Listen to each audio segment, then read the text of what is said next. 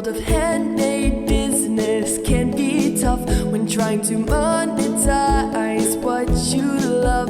We've got truth bombs and motivation to help you find your way through. Passion to profit, let's start today, 'cause the world needs what you create. Tune in right now, it's your shot to learn how to be a handmade boss. Hi everyone, and welcome back to the podcast. So I'm here with Leigh. Hi Hi, hi. Leigh. And this is the second time we're doing this because the internet died about like a quarter of the way through. So again, Leigh, I would love for you to tell us a little bit more about what you do, why you do it, and all that stuff. Okay, so my brand is Viva La Diva UK, and I make statement jewellery, I make accessories, curios, whimsies, a little bit of everything really. I used to concentrate mainly on ceramics, but I felt I'd got myself into sort of a production line scenario, which isn't me at all. And B, I was fed up with the courier smashing everything once I sent it to the customer. So I now make whatever I feel like on the day. I love that. And where do you draw your inspirations from? Because it must come from somewhere, right? So where are you kind of, when you're thinking about creating something completely new, where are you drawing your inspo from? So I had a really fabulous art education. So I did a foundation course that was for mature students. It was amazing. I learned so many different techniques and worked with so many different mediums. And I just have this, I'm really obsessed with process, absolutely obsessed with process. And I don't work with sketchbooks. I just think, right, okay, I want to do that. And I might just see something that I want to do. I've watched loads of YouTube. I am the biggest Domestica course fan, everything like that. Just learn. And then whatever I feel, there is some sort of a plan, obviously, ish. But it's sort of what I feel like doing on the day, maybe. Yeah. Love it. And you mentioned before about having a kiln and kind of doing the ceramics point of view. What made you fall in love with this versus what you were doing? I mean, I love colour. I really, really, really love colour. And I also like to have some sort of humour in my work, whatever it is that, they're sort of the themes. There's a theme running through. I don't just make loads of different things. But I suppose, like, with ceramics, it's very expensive these days. And you're up against the range and all of those IKEA and all of those things, and my tableware was very bespoke, smoke fired. My son's a chef, so it was sort of inspired for him in a way, but it just didn't light any fires. And I think if you're a creative and you're going to take that leap into having your own creative business, it's got to feed your soul. So I didn't want to be making plate after plate after plate after plate. I wanted to be doing something that was bright, that was colourful, that was exciting. Yeah. And did you manage to kind of inject any of that into the previous stuff that you were doing? Or was it a case of like, no, I am just going to have to change the media, change what I make, and just completely do like assume a big business pivot, really? I think I got to the point that I was done with ceramics, really. That said, in addition to tableware, I make torsos. So they're smoke-fired torsos. Wow. And so I've got quite a few left. So what I'm doing now is I'm metal leafing them. I'm spraying them with different colours. I'm putting tattoos on them and various things like that. So there is still that sort of element, but it's just gone Viva La Diva. Oh, I love it. I love it. That's really, really cool. And I love the fact that you love color, because I am kind of at that point myself where it's like I love color, but sometimes the business doesn't reflect that, and you kind of end up being a bit like, oh, I want to put a bit of pizzazz into it, but you can't because of the target audience and all that sort of stuff that you have. So talk to me a little bit more about, if you had like an ideal person that would buy a necklace, earrings, everything, what would that kind of person be like? Becky Hill. Dua Lipa. Yes. Someone again who's quirky, not necessarily overconfident in themselves, because I think I'm definitely an extrovert introvert. So I suppose it's sort of somebody that doesn't want to wear exactly the same as someone else. I mean, my t-shirt is Primark, but it's Primark slashed and looking completely different. So that's my person, someone who wants to be a little bit different, a little bit quirky. I would probably say I probably fit into that in some way, shape, or form. Yeah, you do. Yeah. I love the extroverted introvert, because I sometimes struggle with that. I'm sometimes like, well, am I one or am I the other? But I think it depends on what day it is, what week it is. Exactly. And people view you very differently. People would just say, oh, Leigh, is she an introvert? Oh, come on. And I'd say the same about you, because you're so confident, but we all have our little things inside us, don't we? That, imposter syndrome. God, that's so big in my life. Well, it shouldn't be, because your stuff looks awesome. I did have a little nosy at your shop, thank you. And I've favoured 4 or 5 things. I'm like, oh yeah. I did see that. I was like, oh, someone's looking at my shop. Interesting. So I'd love to know a little bit more about your journey. So when did you kind of come across Handmade Bosses, me, and I assume YouTube video, podcast, live, whatever? Yeah.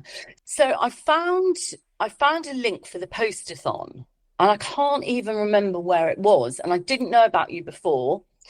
I had been a member of another sort of makers thing. I'm not going to say who it is, but I think and it didn't end very well for me, really. I got chucked out of the group. She didn't really like me at all, but it's fine. So then I found the post on, and actually, do you know what? It's awful. I didn't do it. I just got the things coming into my inbox. I was like, oh, I'll do it tomorrow. I didn't do it. But what I did do is I watched the last one that was on Sunday afternoon, I think, and it was live. And I was just sorting through all this loads and loads of bits of old work I've got sitting on the floor in my studio. And I was thinking, I really like her. She doesn't annoy me, she's really real, and I like her voice. And then I was like, I'm going to have a little look and see. And I looked and I was like, oh my God, there's so much content here. And I was like, right, okay. And I just spent a few weeks before £600 on a one-to-one mentorship, which was great. And I was like, can I really afford to do this? And I thought, if she offers monthly payment plan and I've got that money sitting in my current account, I'm doing it. And he did, and I am. Oh, I love that. It's a chain of events all kind of fell into place. I love that. Yeah, that's really cool. And so you joined the HBSA in the postathon, which I can't remember when that was. March, I think. Yeah, it was March. Yeah, I'm about month 4 now. Month 4, yeah. So, and that's really, really cool, because I think that with the challenges, I just love the way it brings everybody together. And the one that we've just ran, it was loads of people were saying the same thing as you. They were like, oh, I was in this other group and I was doing this and I was doing that. I can't tell you the amount of DMs and emails that I got that were people saying, I feel lost because I feel abandoned by this person who I was with for a long time, listening to their content, whatever. And then they came to the challenge and I was like, oh, that's really nice to kind of consider that as a place where everyone can gather and come together and all that kind of stuff, which I think is really, really great. Listen up, bosses. I'm interrupting your podcast episode to tell you that the revenue boost you have been looking for in your handmade business is available to you. And not only that, I'm giving you the strategy and the know-how absolutely for free. So this means the Sellathon Challenge has officially returned. This is one of the best challenges that we have ever run.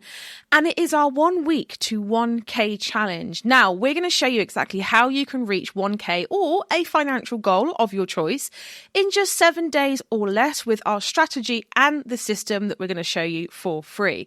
So if you need a revenue injection in your business, then this completely free challenge is for you. We get started on the 16th of September. There is 5 training lives, lots of Q&A lives, PDFs to take action, implementation days, replays, and all of the good stuff happening in the Sellathon Challenge. So if you want to join, the link will be in the show notes, or just simply head to handmadebosses.com/Sellathon. handmadebosses.com/Sellathon. Back to the episode. So I guess my next question is, what impact has it had? So it's been month 4. What impact has the HBSA had really on things? I think, I mean, obviously, I'm super, super early in my Etsy shop. I'd only opened it about sort of two weeks before. And I'm building my website alongside it because I'm a bit nervous about the whole Etsy, thing. I'm trying not to look at anybody's, comments, but it's just that thing. So I just want to have my website alongside. What I would say is the group and you and your team are so amazing. And it sounds really twee, and I'm definitely not a twee person. But the group, it makes me feel safe now. Being in the program makes me feel safe. It's almost like I've handed over all of my crazy ADHD, going to do this today, obviously not making wise, but I'm going to listen to this brand expert, I'm going to listen to that person, blah, blah, blah. I've handed it all over, and I just know as long as I go through the process, I'm going to be okay. I'm going to get there. Oh, I love that. Yeah, that's a really nice way of putting it, actually, handing over all of the stuff and it's like a hug. Yeah. So being in the group, it's like a hug. It is. It's a big business hug. A big business hug. Oh, that is great. I love that.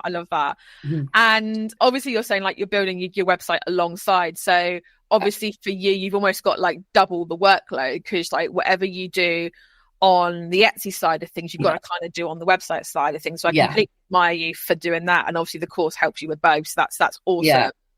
What would you say your biggest takeaway has been from the course? The 30-minute a day thing is so good. It's so good.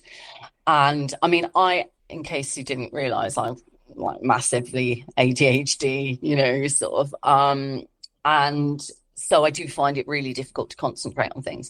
But the 30 minutes a day, having all the workbooks, everything's so comprehensive. It's just so comprehensive.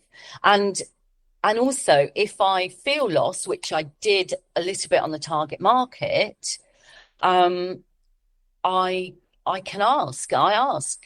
And I get, Jane or Jen or you come and say, look, this is okay. It will make sense. And it does. I love it. My husband's got ADHD, and I've got tendencies of it, along with a bunch of other neurodiverse wackiness going on. But that for me, I feel that deeply because it's I have to have one thing that I'm doing, one thing, and if I don't, and I get tempted to watch a movie and write emails and do this all at the same time, it doesn't get done very well. So I really like the idea of having one place that you go to, and that's it. You just follow along with this one place, and I respect that, because I think having ADHD and running a business is tough. I think it's a superpower, but it's also tough, right? Yeah, and a bit like dyslexia or dyscalculia. Is that right? I'm not sure that's the maths one, which I have. You know, as your creative side of your brain gets stronger, so does, you know, the traits. They also get stronger. So, but I think it really is helping me to know that as long as I just keep progressing, then I can just go off and do making. It's not a bad thing.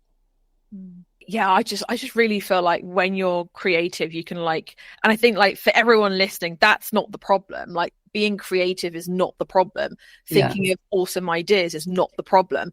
But it's actually like kind of tying that all with a bow, a nice like business bow, and being like, okay, this is great, but we need to kind of have some kind of order here in order for it to be presented in the best possible way for people to trust you, for people to buy from you, find you, all that kind of stuff. So yeah, I think exactly. That's really... Yeah, definitely. And also it's always really tempting, I think, when you are creative to just concentrate, like you say, concentrate on the creativity, you know, make. But actually, it's really important to fall in love with the other parts of your business too, like product photography. You know, if it's not taxes, if it's not inventory management, it's product photography or SEO. Yeah, those are top. SEO. Yeah.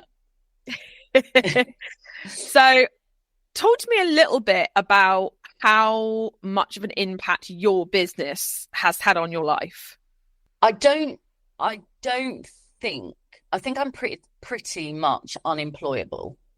You know, I'm a super team player, but I just don't think I could do a 9-to-5 job. So I'm really lucky. I mean, I was director of quite a big arts project that we developed in Plymouth for quite a long time. And it was really successful, and we raised a huge amount of money, and we built this amazing artist studios and whatever. But as soon as we got through all those challenges, and it was day to day, it didn't work for me anymore. So I think I have to be self-employed. So I have to make it work. That's just it. I have to make it work. Yeah, I agree with you there. The thought of going back to like a 9-to-5 is literally my worst nightmare. Yeah. Yeah, and it's hard, right? It is when you know. But I love the fact that you've kind of tried lots of different things, and I think being self-employed, it's really like a freedom and a gift that you can't explain. Like my husband is very much like a 9-to-5. That's what he's always done. That's what his mum's always done. Her mum's always done. You know, and it's all very like that sort of thing, but he doesn't get it when I'm like, oh, I couldn't do what you do. He's like, oh, why not? And it's like trying to explain that to someone sometimes can be really hard. Yeah. And there's definitely, you know, there's upsides and there's downsides. You know, you pay some money, you take your choice, isn't it really? Yeah. And I think it works for some people, and that's, you know, we're not throwing any shade on anyone who wants to be employed, because I kind of respect the fact that you have the security there, and that, you know, but I think sometimes I'm a bit like you. I just find it really hard to, I don't know, I almost have a bit of a problem with authority sometimes. Yeah, me too. Me too. It can be really Unless, hard. of course, I am the authority, then I'm good with that. Yeah. Sometimes I hear about the office politics and I'm like, oh no, God, no. So I mean, obviously this question is going to be very different because you completely did a massive pivot, but how different is your business between a year ago and now?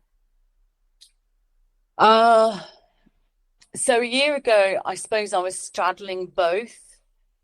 And I had a little shop that I shared with a friend in this really crazy, quirky little place down on the Barbican in Plymouth, the house that Jack built.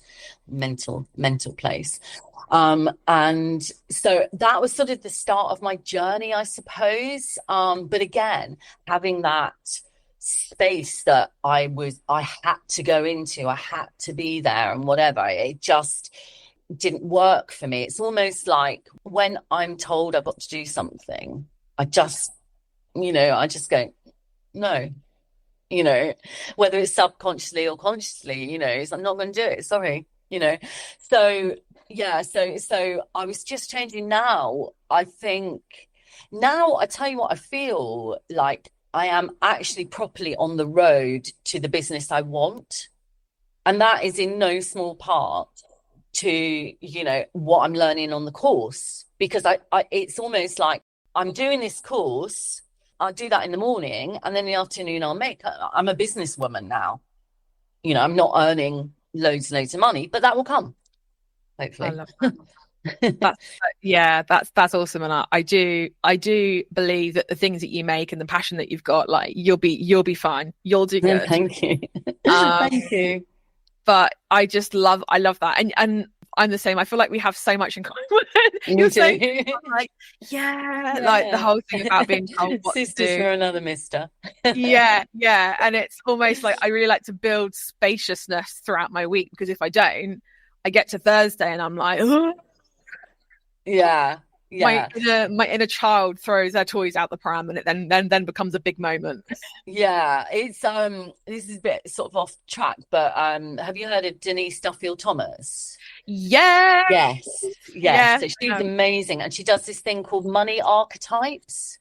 I've done it. I am a accumulator. Romantic. I'm an accumulator and a ruler. Ah, okay. I'm a romantic and a maverick. Funny, because one of my really good friends is exactly that, and we actually went to see her in Bristol. Oh wow, I nearly went when she was down, and it was so funny. We're both the opposite when it comes to like business, money, all that kind of stuff. I think she's awesome, and it does highlight things, doesn't it? It's really yeah. Oh, that's so cool.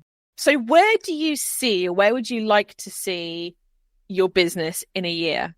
So I think I've got my pyramid. I've done it. I'll show you. So look how impressive this is. Oh, I love that. Oh, you've got your tasks, your supporting steps. Amazing. So I've done all of that. And I've got all my positivity quotes. So I'm sort of thinking, like, in a year, I want to be earning like a good amount of money, and established. And I mean, my goal is 35,000 per annum, and grow my Instagram following to 10k.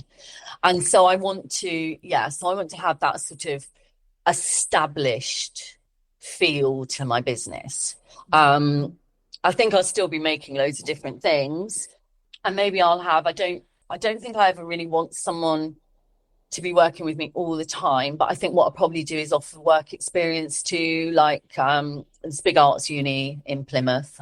So offer sort of maybe work experience to second year students or something like that, sort of. But yeah, so I don't want it to be too different. I just want to have lots of money. Well, you're honest. and next year also I want to be selling at festivals. That's what I want to do. That is my goal for next summer, is festivals. I think you'll do really good. I really do. I think your target audience is there in its drove. So I think that will be so cool. And especially the lip necklace that you have as well. I think that would be really oh my God, I love them. Oh, they're so good. Okay, so a last couple of questions. What's one piece of advice that you would give to yourself a year ago? Join the HBSA.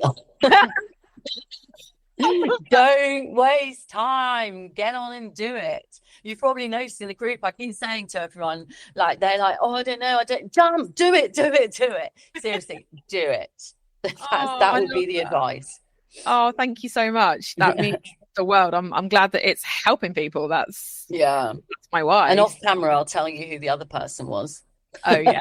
You don't know already, but yeah. And my last question is, what crazy but true fact is there about you?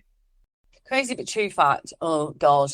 My great uncle was the actor James Mason. That's all I can think of, really. Really? That's so fun. Yeah. And my godmother was Diana Dawes. Amazing. Yeah, so I'm like seventh degree away from a celebrity, but I'll be my own celebrity. Yes. Yeah, own it. I love that. Yeah. I'm doing all the yeses to that. I think that's brilliant. So if people want to find you, and I know that there will be people that do, I want you to plug as many things as you like. Okay, so I'm at Viva La Diva UK on Instagram, Facebook, just trying to navigate TikTok and Pinterest. My website is vivaladiva.com. And that's sort of it. That's really where I am. I live in Plymouth, so if you're a Jana, come find me. I've got a little shop. I got some work in a shop in Ebrington Street, 2 minutes from where I live. It's called Art Space Plymouth. So awesome. So if you are local, go and find Leigh. Come find me. Come find me. I can be found in the Bread and Roses quite often. It's a pub. Amazing. Well, Leigh, thank you so much. Like it's been so much fun. Your passion has just shone through, and I think that is been really, really awesome. And I hope that someone listening will kind of resonate with that and with you, and be like, "Oh, I want to be Leigh when I grow up." Oh God, well, I want to be someone when I grow up. But at the moment I'm still not grown. Yeah, I know. You're never grown, are you? Really? No. I'm not. I fully intend to be a child right up until I'm 90. Exactly, it's the best way to be. Never lose that. Amazing. Well, thank you so much, Leigh, for joining us. Thank you. And go and check out Leigh's stuff. You won't regret it. Thanks a lot. Thank you so much for everyone for joining us, and we will catch you in the next episode. Bye, everyone. Bye.